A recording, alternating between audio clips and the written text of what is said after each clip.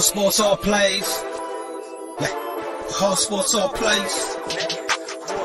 Hard sports all plays. 365, we making up plays. You talking the game, get you to the days. We're high in the court, the dime in the lane. Variety topics, living the same. All presentation, sports information. In the airways, taking the nation. Hard sport all plays, like working your faces. Grace at the field, so tie the laces.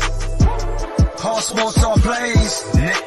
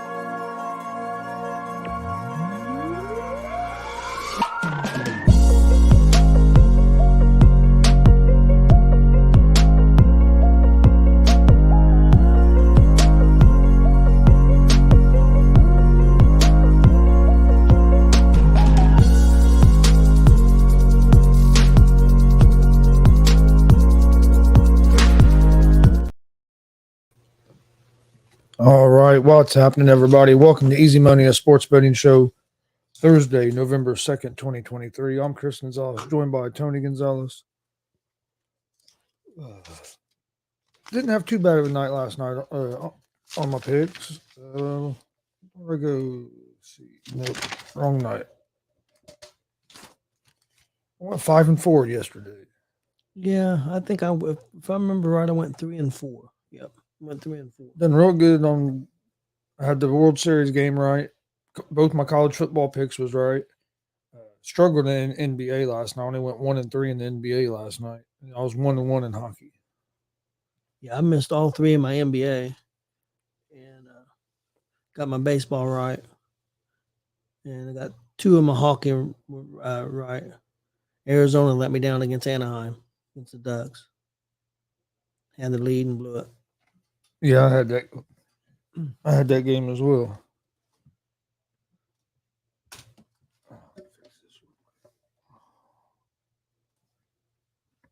There we go.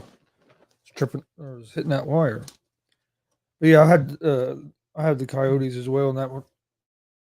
But yeah, Ball State covered last night to plus 5.5. So I went 2-0 in the Action football last night. Did Ball State lose? Or? Yeah, they lost by 3. Had the ball with a chance to tie the game or win the game there at the end. Couldn't get the ball down the field. They've been pretty. I know their record ain't great, but they've been competitive, especially in like conference and that. Now, don't get me wrong; they played teams like Georgia and I think Tennessee in non-conference games, and they got smoked. But since then, they've been pretty competitive in most of their games. World Series last night, Rangers win Game 5 to win the World Series. Close game there until what, 7th, I think. 6th or 7th. I think it was 8th or 9th when they pulled away. Yeah. Because they got the one run, but then they pulled away. Yeah. But Evaldi pitched a hell of a game to not give up any runs, and then through the first 7 innings, over half his pitches he threw last night were with runners in scoring position. He had 5 walks, gave up some hits, but was able to keep the Diamondbacks from scoring any runs. And then Diamondbacks got a hell of a start from Gallen. I mean, he had a no-hitter going through 6 innings and lost it there in the 7th. But Diamondbacks just couldn't take advantage of their opportunities. I think it was the first 5 or 6 innings they had runners in scoring position every inning and couldn't cash in on any of them. And if you can't capitalize on that many opportunities, it's going to be hard to win a series, especially against a good team. And of course, I mean, if you're in the World Series, you're a pretty good team. So I think, and I thought it was important for the Rangers to win last night. You didn't want to go back home and give Arizona any kind of momentum, even though they'd had to win 2 more games with Luke missing some of the players there that the Rangers was missing, especially with Garcia being out the rest of the series.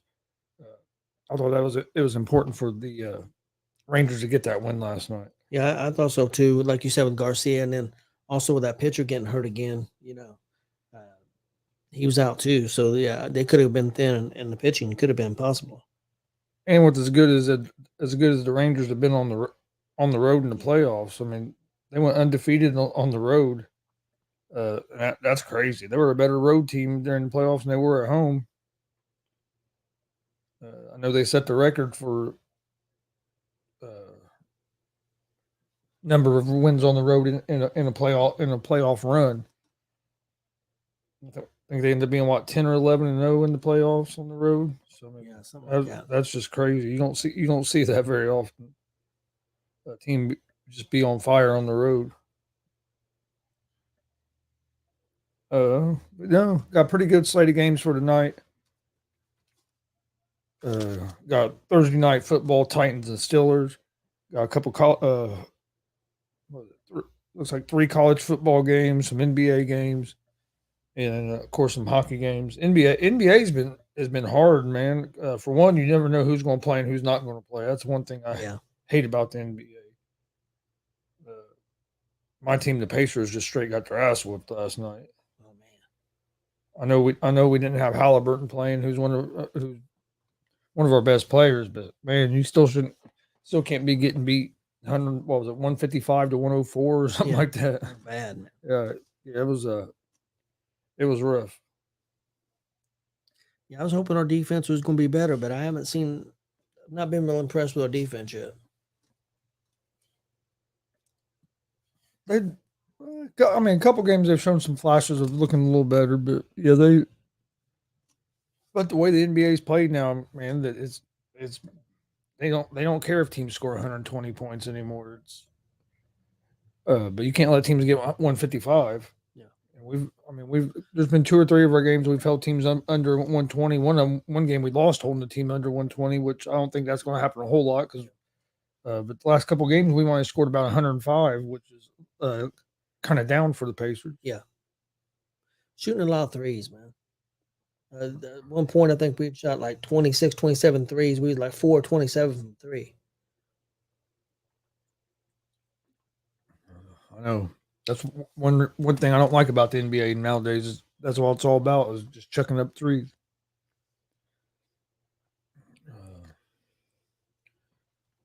All right, we'll go ahead and jump into tonight's games. First, we'll start in the NFL. Tennessee Titans at the Pittsburgh Steelers, Thursday night football.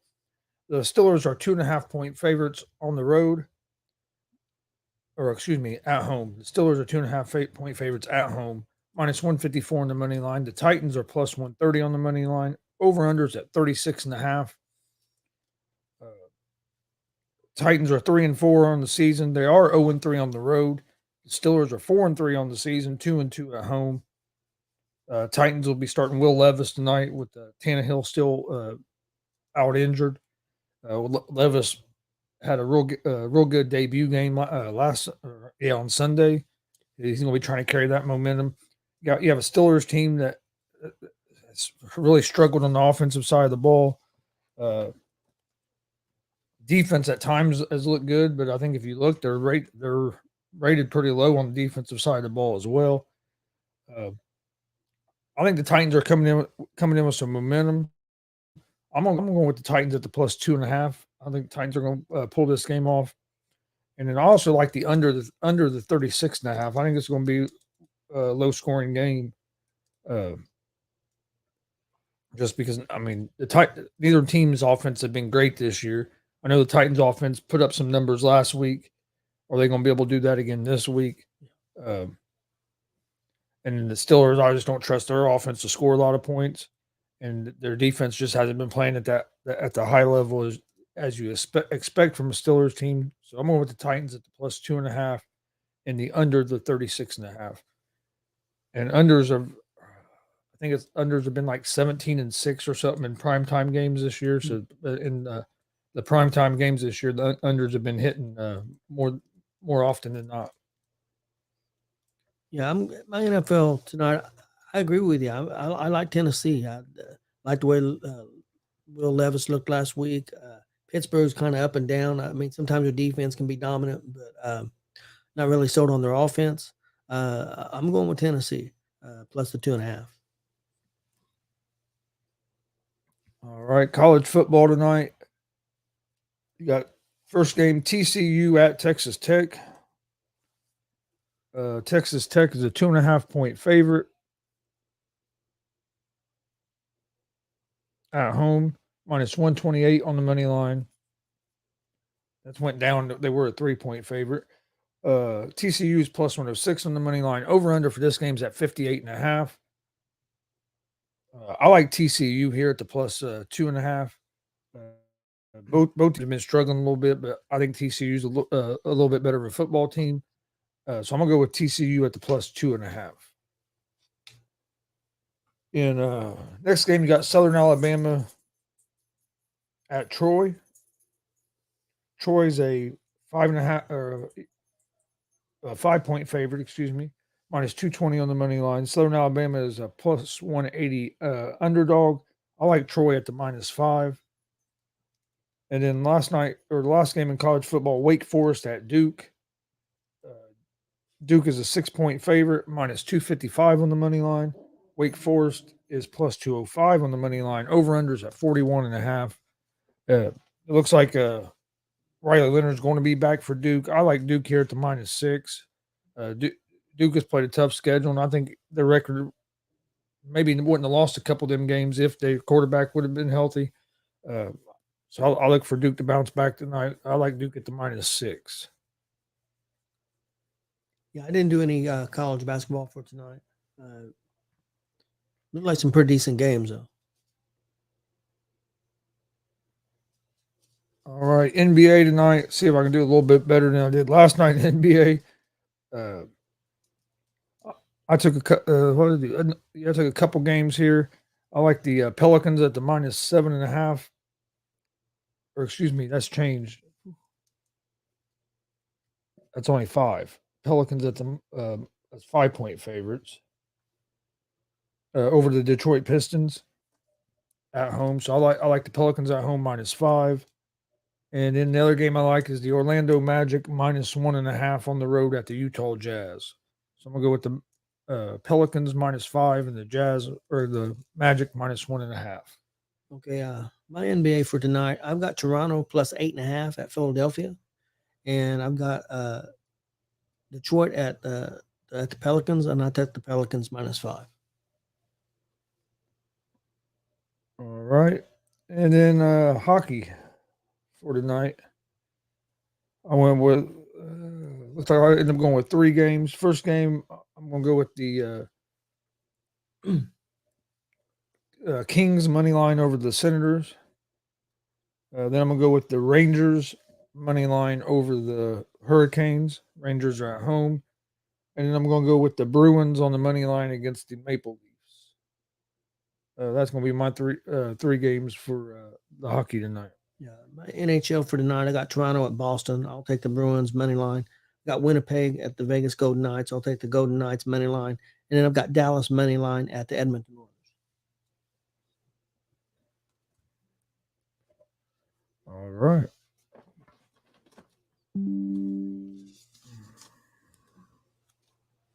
That's pretty much all the games for today. One thing we haven't talked about real quick before we move on to some more picks is one of the best college basketball coaches ever, in my opinion. And Bob Knight passed away last night. I know I've heard some people talking about him on the radio last night. How he won't be remembered for how good of a coach he was. All he'll be remembered for is the controversy and this and that. And I think that goes more of your age group. I think people my age or older are going to remember him for both, because you grew up and saw both. Now, some of your younger generation, they might only really know him from some of the controversy stuff that has happened. But some of the stuff that people were saying about him last night on some of these radio shows was just crazy. Because if it was the other way around on some different things, they would be crying if people were talking about a coach like that. So I mean, we've came a long way on a lot of stuff like that with race and other stuff as a country, but when stuff like this happens, you kind of see it because, like, I heard a lot of guys last night saying stuff that if it would have been a black coach that passed away like that last night, and somebody like me was on a radio show saying that, people would be ready to crucify me for it, and I just couldn't believe some of the stuff I was hearing people say about last night about a guy that arguably might be the best. I mean, arguably one of the, to me, he's a top 5 college basketball coach of all time.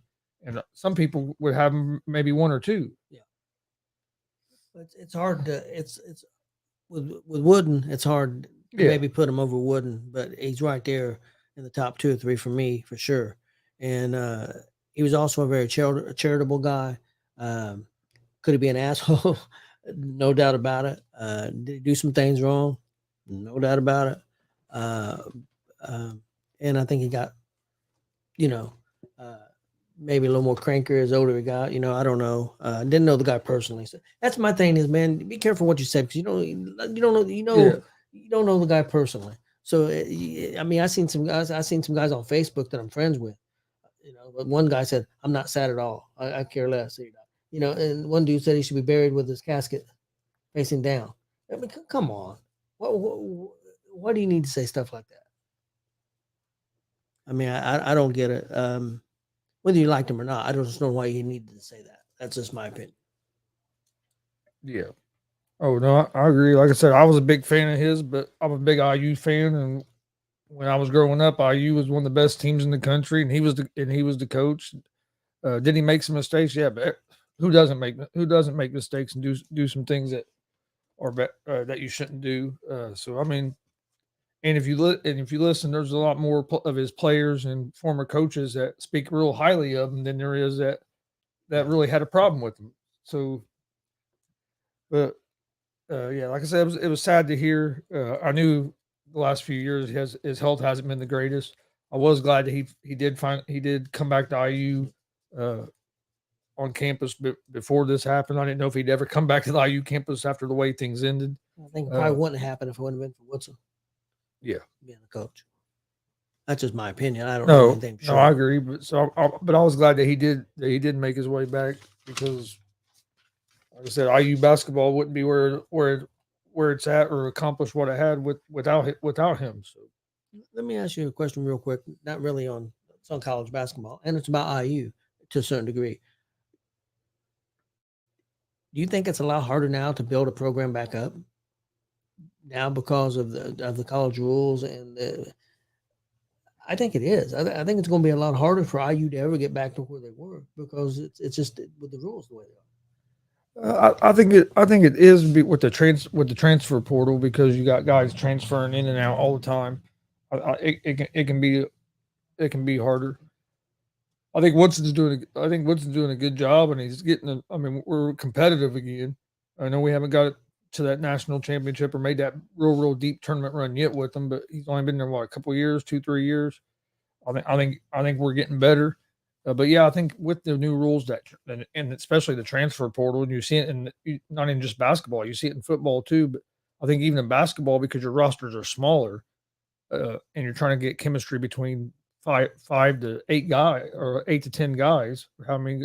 Some benches go a little deeper, but usually set 8 to 9 guys.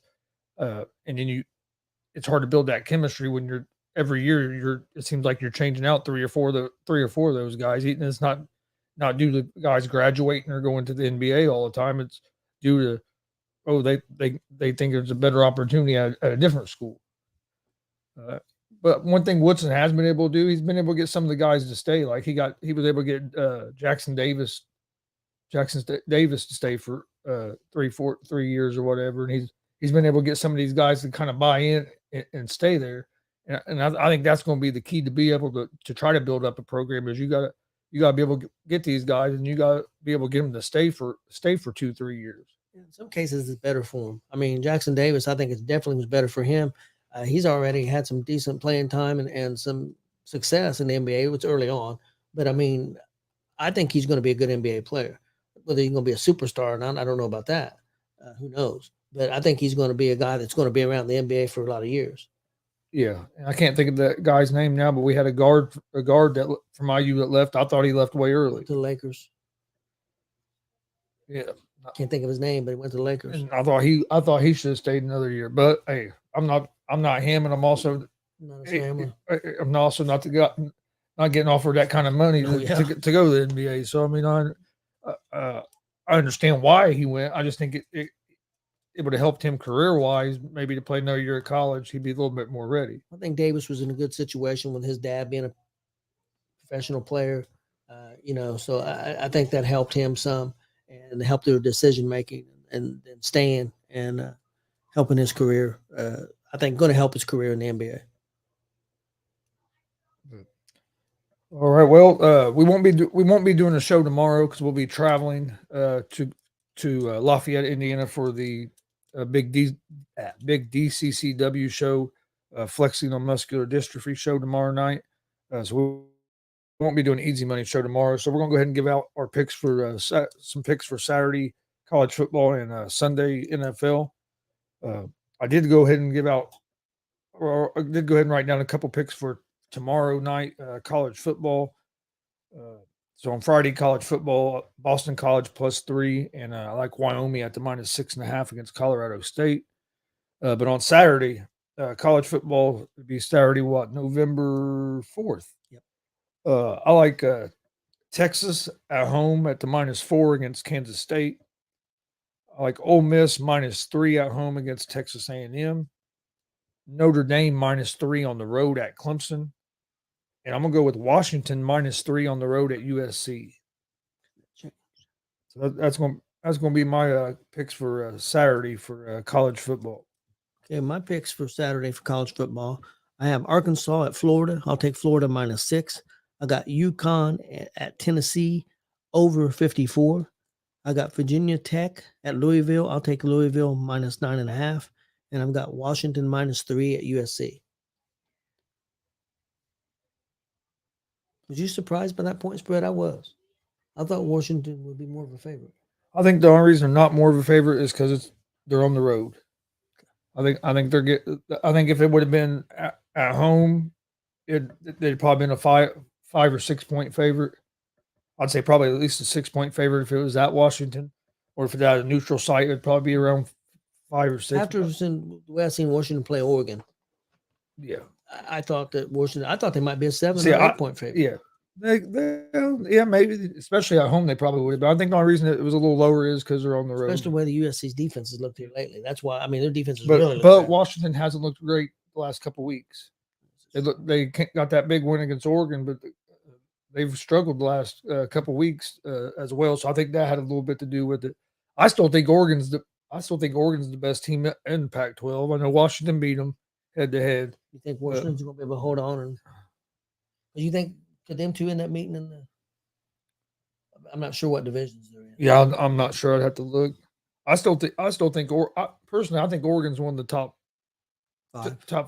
4 teams. But like I said, they did lose. They lost that game. They did lose that game to Washington. But we'll see what ends up happening there. So you like Oregon over Florida State? I know Florida State's 4th right now. Washington's 5th. Oregon's 6th. Yeah. Texans 7th. Alabama 8th. Rob Scott said he's going with the Titans tonight. Too. Oh, I look at the injury report, Rob. I knew that Halliburton probably wasn't going to play last night. I'm just saying, not even with the injury report on NBA. Oh man, is if you just trying to figure out what players are, even if they're healthy, if they're going to play or not with some of these guys. The Celtics are scary. He said he thinks they should keep Levis as a starter, and he said R.I.P. Bob Knight. We lost a legend. I agree with you there too, Rob Scott. And thanks for joining us. Yep. But and then Sunday NFL for football for this Sunday, I'm going with the Chiefs at the -1.5 at home against the Dolphins. Chiefs, I know lost to Denver, but I look for usually when a team has a bad game like that, they bounce back. Chiefs, if you look, their offense has been one of the top 5 offenses in the NFL. The defense has been one of the top 5 defenses in the NFL. And I'm not sold on that Dolphins defense as of yet. I think getting Jalen Ramsey back is going to help some. So I'm gonna go with the Chiefs at the -1.5. Also, I'm going with the Rams at the +3.5 on the road against the Green Bay Packers. I know the Rams have been a little up and down this season, but the Packers' offense has just not looked good at all, and their defense hasn't been the best. And then they just shipped Russell Douglas out as well. So I like the Rams at the +3.5. Next game, I'm gonna go with the Indianapolis Colts at the -2.5 on the road against the Carolina Panthers.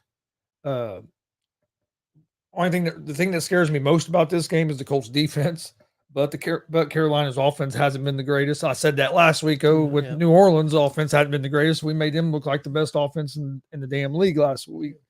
But I think the Colts defense is going to step up, play a better game this week. Offense has looked decent, even with having a rookie quarterback at first and him getting hurt. Now we have Minshew in, which is our backup.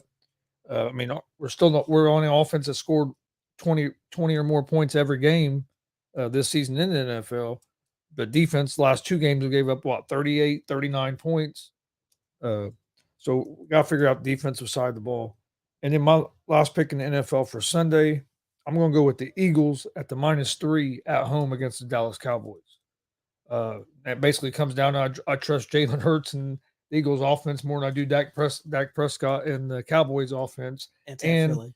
It's at Philly, and the Philly defense I think has been playing a little bit better than the Cowboys defense since the Cowboys lost Trayvon Diggs. I know Philly hasn't been playing near at the level they were last year, but they've still been finding ways to win games. But I think they've been playing a little bit better than Dallas, and it's in Philly.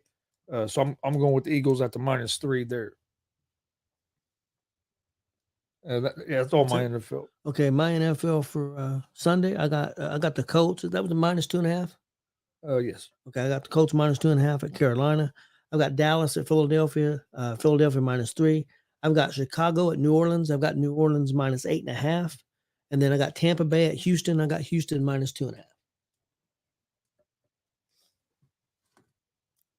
I've seen what Chicago looked like last week against San Diego, man. I just don't know. Yeah, the Bears have been struggling. This NFL season's been weird though, because there's like last week, my picks didn't do very good, and you look at the games, and you're like, okay, I think this team's going. And it's just like everything opposite was happening, and I'm like, damn. And if you've been looking the last 2 weeks, the teams that the public's been on like 70% or more at the sports books have lost. So sports books have been cleaning up the last couple of weeks on a lot of these games. So Rob Scott said he said we suck, Pops. Talk about the Bears. Yeah, they got behind against the Chargers, and then they come down, they scored a touchdown, and they're going to get back in this game. And then a 40, 50-yard pass. The defense is really bad, man. I don't know. I think they're going to clean house again. What do you think? It's looking that way. I think they're going to. I don't know about the general manager, but I think the coach is going to be gone. Hey, how's it going, Billy? Billy said they've been getting my money. Oh yeah, the sports books the last couple of weeks have been cleaning up, like I said, because it's like almost like all the teams that have been that the money's been 70% or more on them have lost the last couple of weeks. Right now in the NFL, there's not a big favorite, I don't think you could say. Every time we think there's somebody that looks like a favorite, then they turn out next game and look like shit. So I don't think there's a real favorite. Yeah. I still think the 49ers are a team that They've lost could 3 in be a row, there, though. but yeah, that's what I'm saying. Well, and I would say the Chiefs because they're the defending champs, but look how they looked against Denver last week. So you just don't know.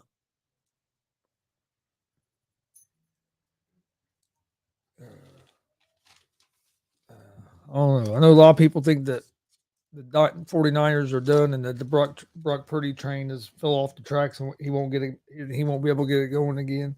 I don't think it's all been Purdy. It's, to me, if you watch the 49ers, their biggest problem has been offensive line and defensive line. If you watch 49ers when they're playing good and beating teams, they dominate at the line of scrimmage. Yep. Trent Williams being out in the offensive line has really hurt him. And then the defensive line they haven't been able to get pressure on the quarterback. You have Nick Bosa who's one of the leading guys in sacks last year, and he has what, 2? Yeah, I agree. Hello, Glenn. Glenn's at the gate, getting ready to head out. I agree with you about the offensive and defensive line. Offensive line, last 2 games, they haven't ran the ball well at all. I know they had over 100 yards rushing last week, but 57 of them was Purdy. McCaffrey only had like 55 yards and only like 50 some the game before. They're not running the football. They're not knocking people off the ball on either side of the ball. And that's not their style of football.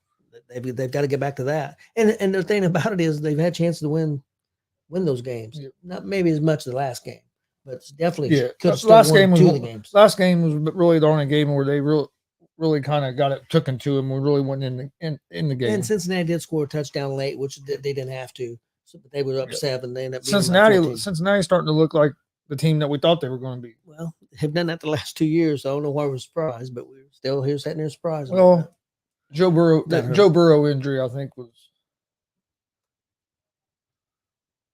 Yeah.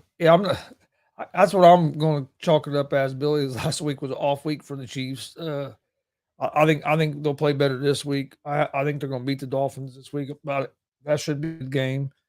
But I think isn't that the game that's like at 9:30 in the morning? Yeah, it's 9:30. I'll tell you the thing with Kansas City. I'm telling you, if you can hold Kelsey down, they're in trouble.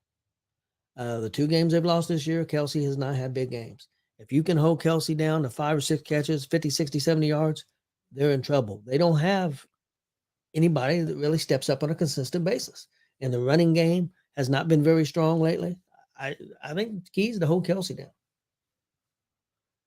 No, I agree. It's been easier said than done, but no, I agree. That's the key to their offense right now.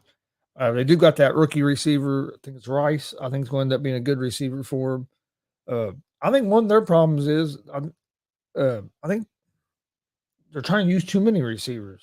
Maybe instead of getting your 3 or 4 guys you're going to use as your receiver and getting them reps and getting them in a rhythm, you're trying to use like six different receivers and you're rotating them in and out. I think that makes it hard for guys to get in a rhythm and get going and for Mahomes to get in a rhythm with them guys. That could be in the running game too, because I think that's a little bit of a problem.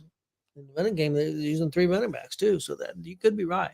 They may be a little fresher towards the end of the season. We'll see, but yeah, I don't disagree with you.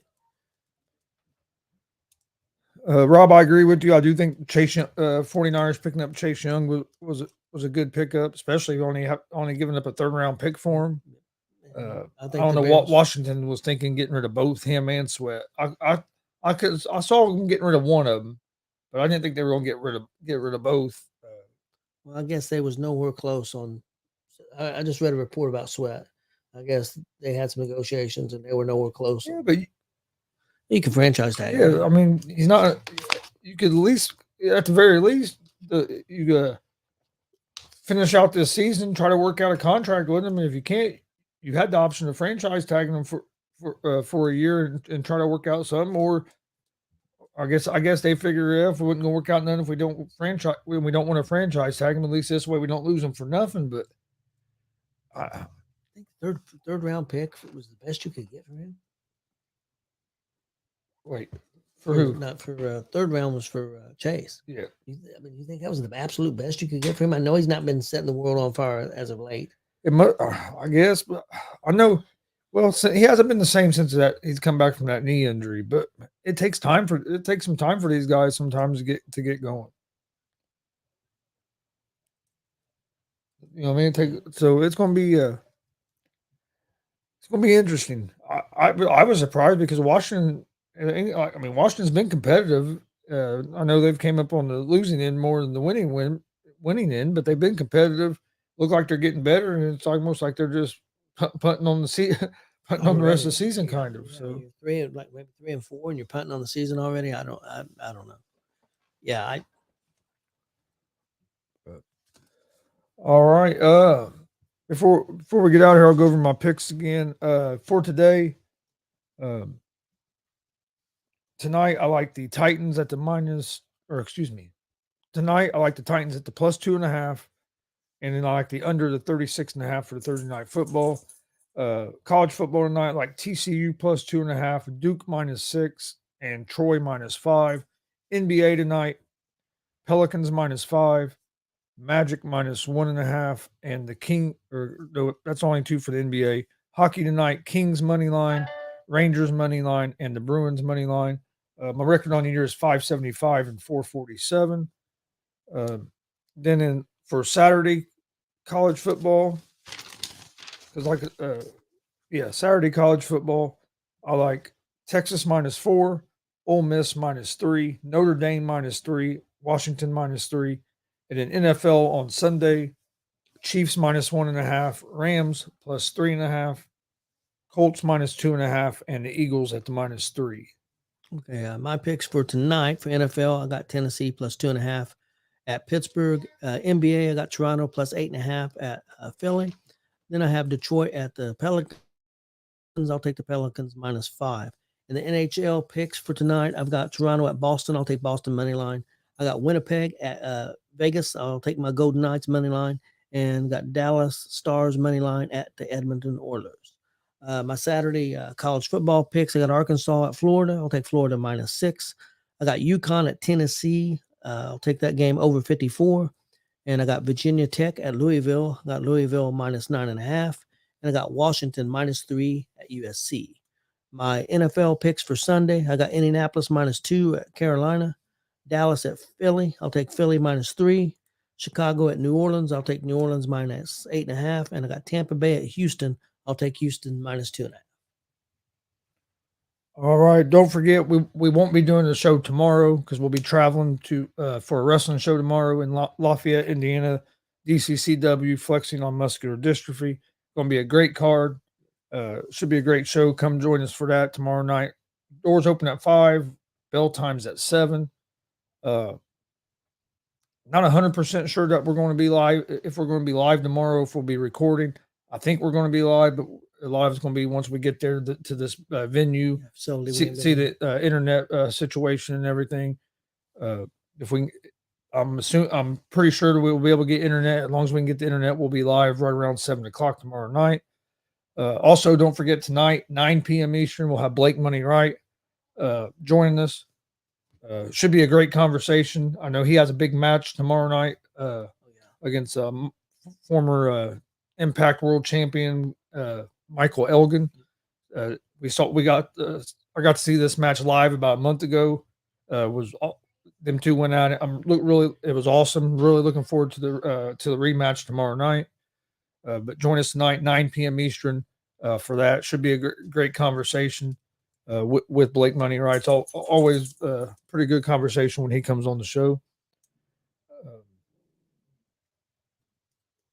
Other than that, you got anything else? Nah, that's good to go. Sunday, we'll be live, or we won't be live, but we will be at a wrestling show on Sunday. If you're in the Indianapolis area, come out to 1151 Kentucky Avenue for at the WCW Outlaw Arena for their veteran show. This will be our third year going to this veteran show. It's for a great cause. All the proceeds go to this veterans organization. I think it was the HVAF is what's been the last couple of years. I'm pretty sure that's what's going to be again this year. So, and they're a great organization that helps out veterans in the Indianapolis area as well. So go I think tickets are, I think, like $12 if I remember correctly. Yep. Doors open at 5, bell times at 6. If I'm, I think so. You can find out more information on it at WCWO Wrestling on Facebook or at the Gonzo Sports Room social media pages as well. Should be a great card. They always put on a great show there. So join us for that. We won't be live because I know the internet situation, but we'll be airing that one day next week. But if you're in the Indianapolis area, come join us Sunday for that. Don't forget Lafayette, Indiana, tomorrow night, DCCW. Please hit that subscribe button on YouTube at Gonzo Sports Room. Like and follow on Facebook, Twitch, Twitter, Instagram, all at Gonzo Sports Room as well. Also, check out the ASAP All Sports All Plays Network on all social media. We'd greatly appreciate it. Hope everybody enjoys the games tonight. We'll see you guys with another episode of Easy Money, a sports betting show, not till Monday. But like I said, tonight, Blake Money Right, 9 p.m. Eastern. Come join us for that. Hope everybody has a great night, and we'll see you next time.